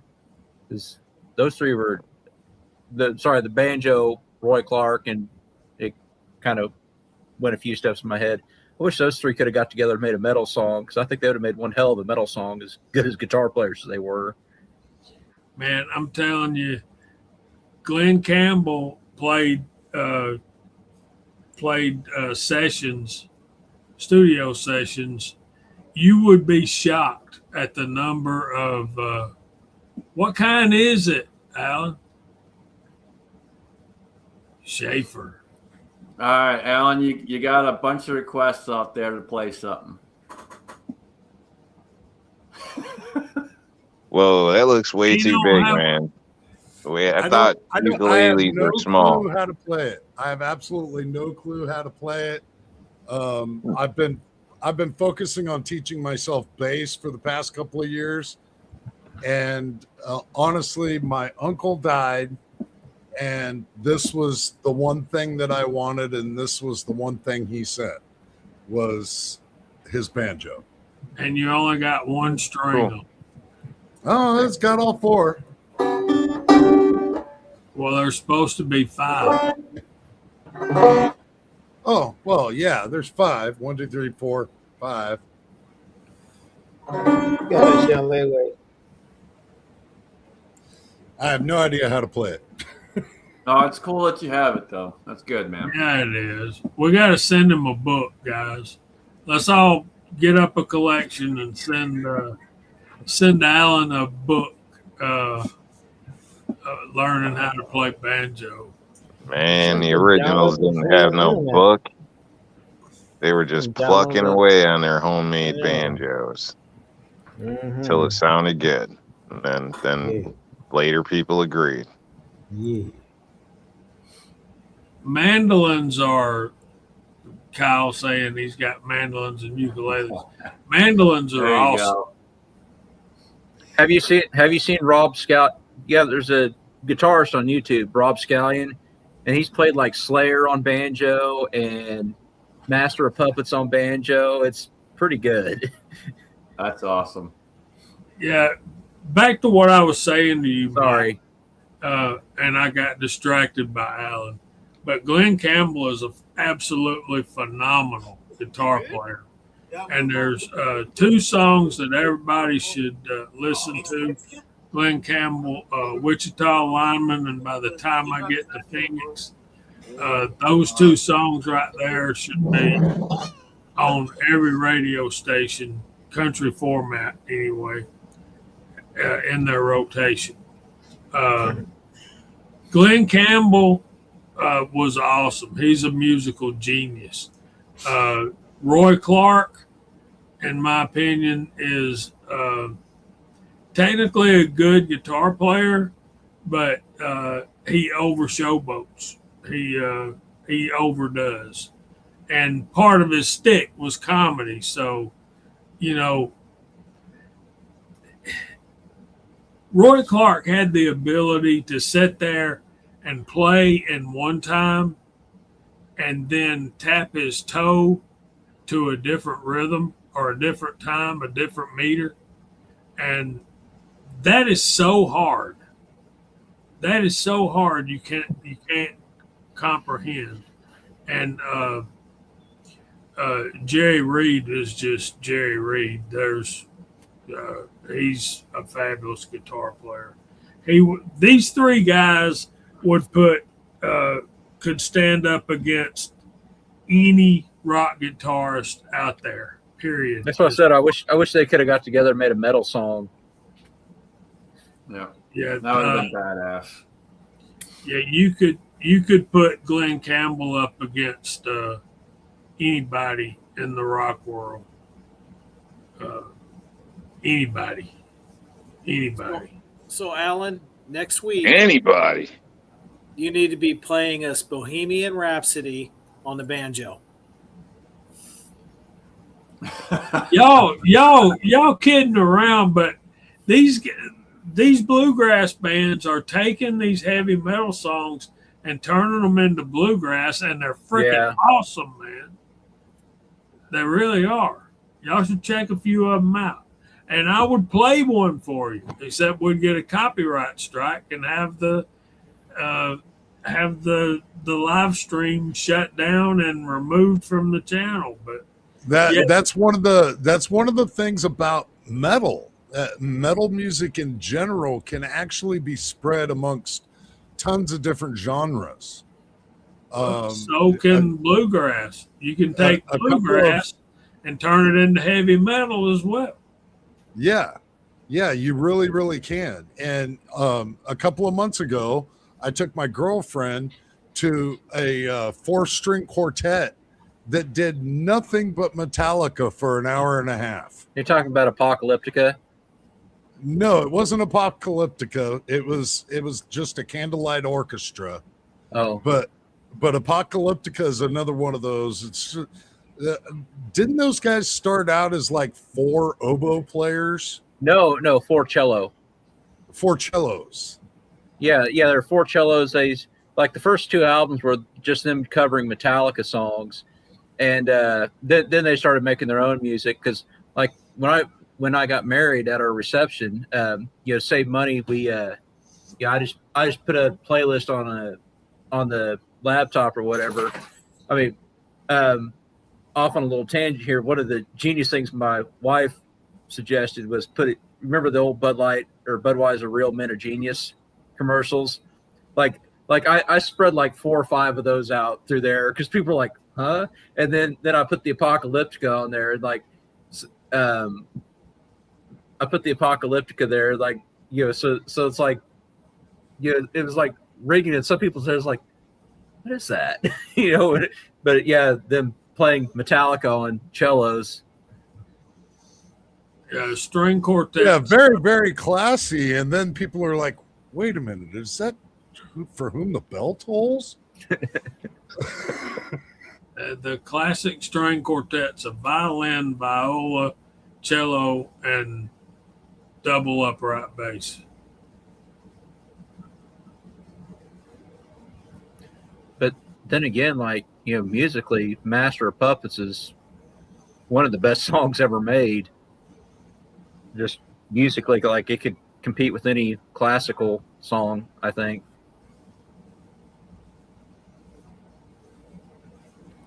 So it sounds really good. It sounds really good in that spirit.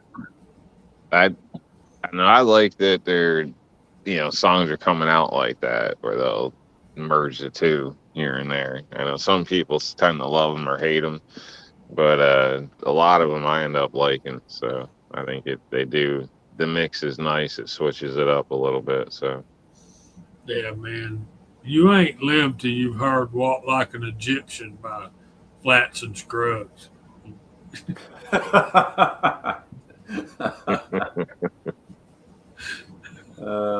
It must be good. Look it up. It's not Flat and Scruggs, but it's out there. bluegrass, walk like an Egyptian. It's crazy. And I think there's a band called, like what Jamie's talking about. I think there's a band out there called Hayseed Dixie or something like Hayseed Dixie that does like a lot of hard rock and metal songs on banjos. But like I said, Rob Scallion, he does Rob Scallion. Well, he's so like he can learn any instrument in like 30 minutes how to play one. But like, of course, he's a genius on the guitar. But the link I shared was him doing a Slayer on Raining Blood by Slayer on banjo. It's pretty funny. I think the two most talented group of musicians are pianists and guitar players. They learn from the ground up, and they're more musicians than like myself. I'm a trombone player, and that's all I'll ever be is a trombone player. The Cleverleys, that's them. Walk like an Egyptian. I'll be listening to it. You're gonna laugh your bohunkus off. But yeah, man, they can transpose. They do any keys, and for most of us, to me, there's three classes of people who play music. Like, I'm just a player. I'm a trombone player in my church orchestra. That's it. Then you have musicians. Musicians, to me, can play their instrument and they can transpose on the fly and not miss a beat. And then there's a class of musicians that I call musical geniuses who can hear a thought or a song or a concept in their mind and make it come out of their instruments. And in that category, I put,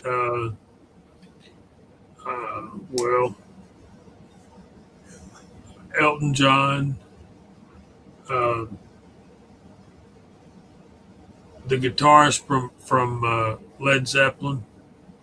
What's his name?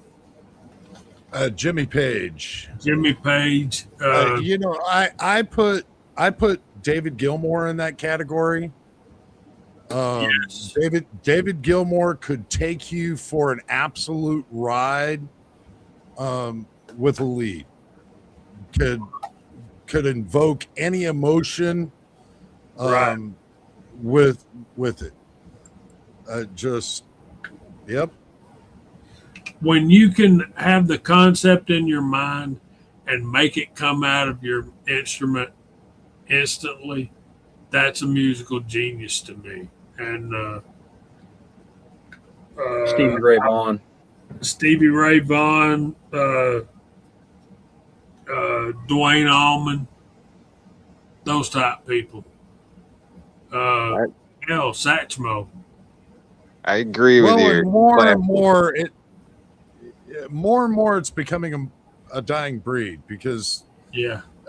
music is being just generated on the computer now, and so it's getting harder and harder to find musical artists that actually know how to play an instrument. They might know how to read and write music on sheet paper, but they don't know how to play an actual instrument. Well, see, there's people like me who, if you put a piece of sheet music in front of us, we can hash it out until we can play it with a group. That to me is just a player.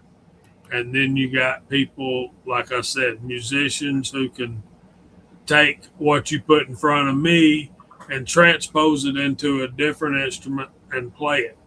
And then there's people who have the concept in their mind, make it come out of their instrument. Those are musical geniuses to me. Yeah, I agree with your classification on them. I really do. I just want to jump back to the best inside. I don't know, man. I think you're giving percussions or drum, not enough credit. Because it's the beat means a lot. Keeping the pace. I don't know, and it's got nothing to do with the fact that I played drums for a while. But I think you're not giving drums enough credit. That's all I'm saying. Well, I think there's a couple bands where the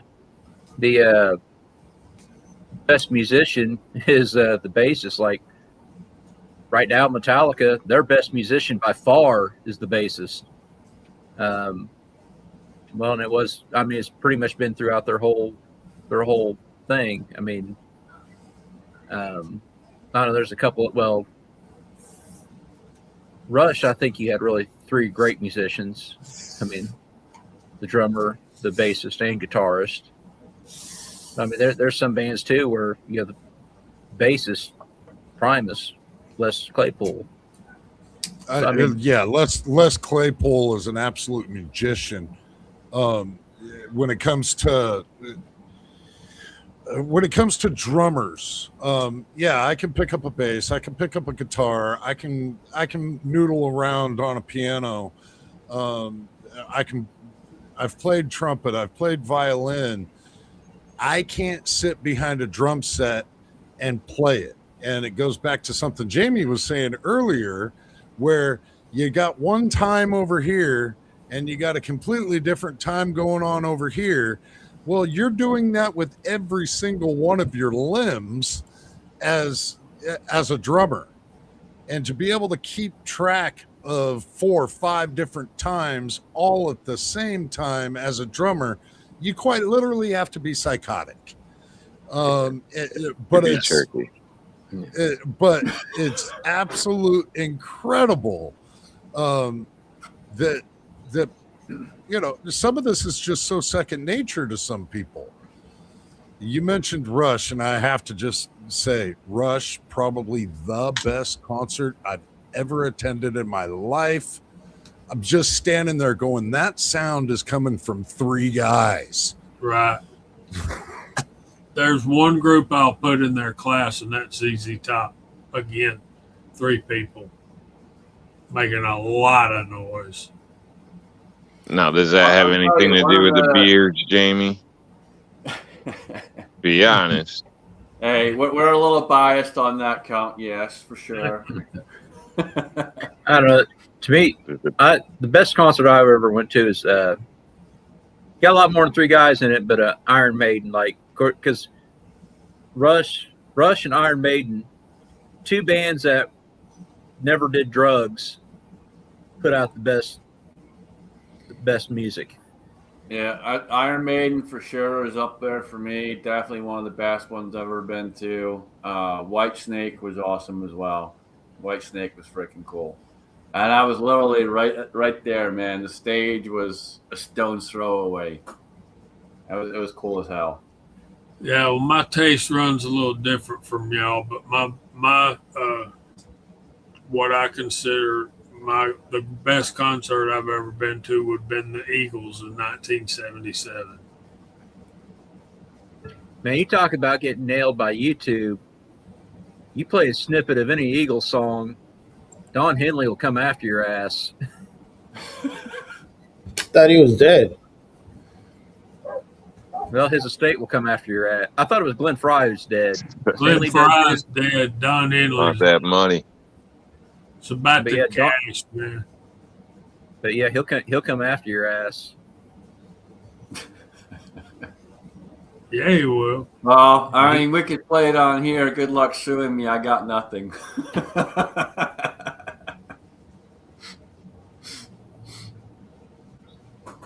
You ain't wrong, though. The Eagles protect that. Well, Elton John does, too. And I saw Elton John in 1975. And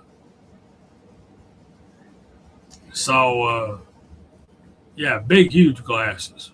And, feather boas. Great show. And it was close to the Eagles, but not quite. And I've seen, I saw Toby Keith before he died probably 3 times.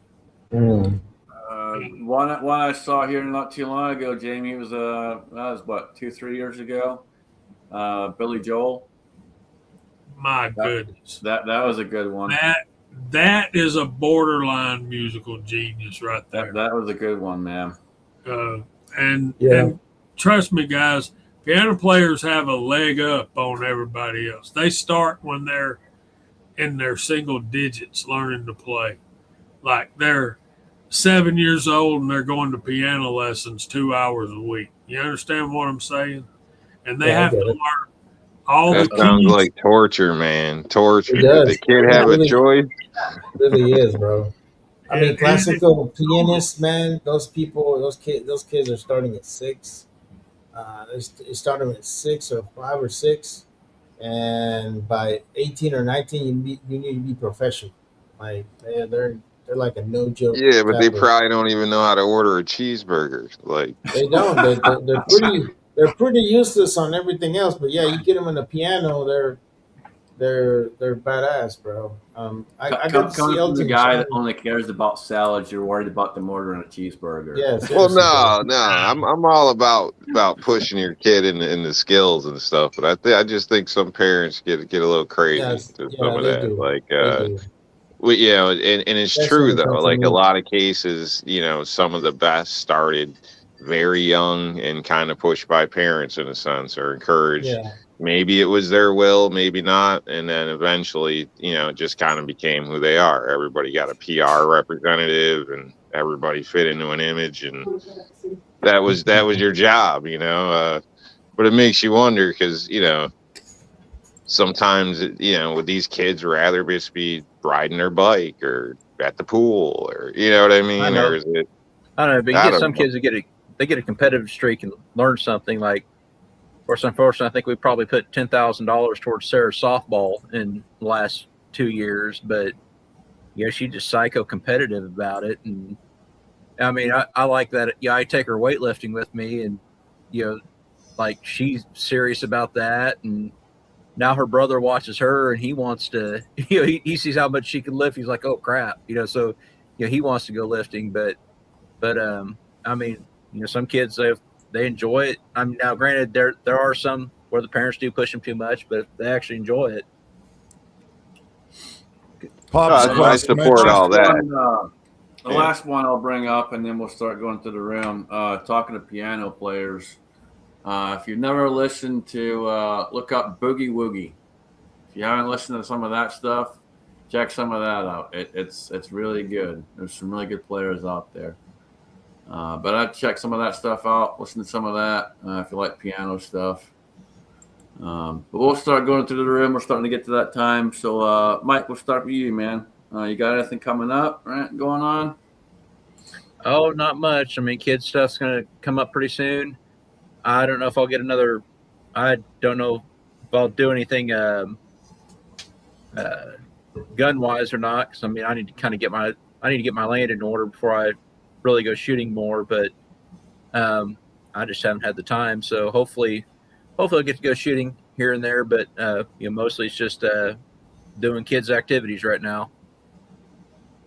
Awesome, man. Well, I'm glad you were able to join us and hang out with us for a little bit.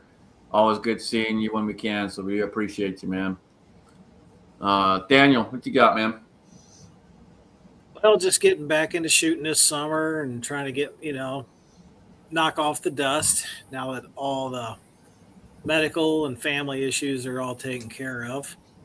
And I'm just feeling conflicted right now because I don't want to sound like I'm one-upping Pops, but we used to do a lot of drug interdiction in my first command, down around the Cuba area and everything coming in there. And we were down in Key West.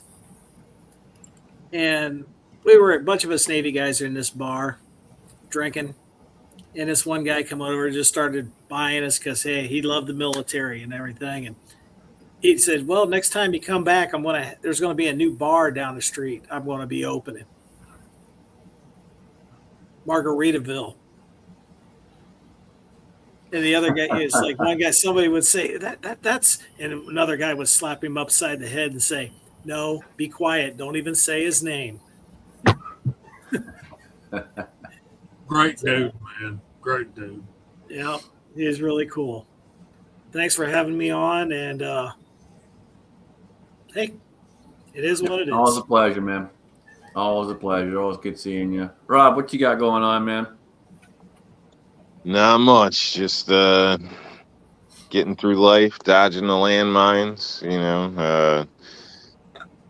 Looking for the good out of things. So yeah, I tell everybody, keep your head up out there. Don't get down. If I see a tick coming for you, kick its ass. All that type of stuff. Don't be scared away from salad. You know, it's not shouldn't be a fight with your parents at the table about eating your vegetables. You should eat some greens, because if you don't, you just end up being full of shit. So, and it's never a good thing. But yeah, other than that, that's all I got. Glad you came back again this week. Hopefully you're back next week. Other than that, thanks for joining us, everybody out there. Appreciate you coming. And thanks for everybody here. So Always you're all appreciate it, a man. jolly bunch of something. Yeah, always appreciate you, bud. Battle Beam, what you got, man? Oh man, nothing much, brother. Just working away and stuff. Still trying to get over these damn shots, man. Kind of messed me up. But anyways, nothing much. Just trying to stay afloat, man. Just trying to do what I can, and I always appreciate the invite. Always appreciate you being here and when you can be, man. Always good to see you. Jamie, what you got going on, brother? Back to work tomorrow. Got videos I need to make. I got footage sitting there waiting to be edited and congealed and all of that crap. But yeah, got to get up and go to work in the morning. Thanks for having me, man. Thanks for all you guys in the side chat tuning in. We appreciate y'all more than you know. And yeah, that's it. Awesome, man. Always appreciate you being here, brother. Appreciate everyone on the side chat. We had a good show, lots of good conversation there, and you guys were rocking it up in the side chat for us as well. That being said, I also have to go back to work tomorrow, unfortunately. So, we are going to throw it over to Alan to take us out right. Oh man, we're talking concerts. I'll tell you what, though, if you ever have the opportunity to go see Phil Collins, the guy knows how to play every instrument under the sun. Don't do it. It would be a lot more entertaining to go change diapers at the old folks' home. Yeah, horrible show. Grabs his crotch more than Michael Jackson. Other than that, keep them magazines loaded and one in the chamber. Woo!